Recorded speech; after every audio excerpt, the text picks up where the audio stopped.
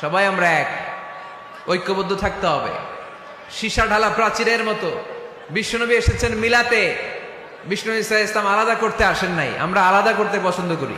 কোন দল করি ওইটা পরে, সবার আগে আমার পরিচয় আমি মুসলিম, আমি মুসলমান। এর চেয়ে কোনো বড় পরিচয় আমার নাই। চিল্লায় বলেন ঠিক কিনা?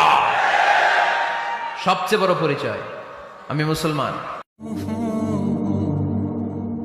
হিন্দু বৌদ্ধ হইলেও আমরা ভাই ভাই, মানবতার দিক থেকে ভাই, আর আমরা হলাম ইমানি ভাই, ঠিক কিনা? দেখেন, যেখানে হিন্দু লোকটাও আমার ভাই, বৌদ্ধ লোকটাও আমার ভাই, খ্রিস্টানও আমার ভাই, সেখানে আমরা মুসলমানরা একসাথে এক টেবিলে বসতে পারি না।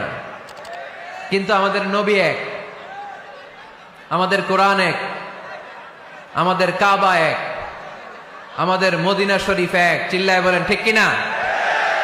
আমাদের প্রভু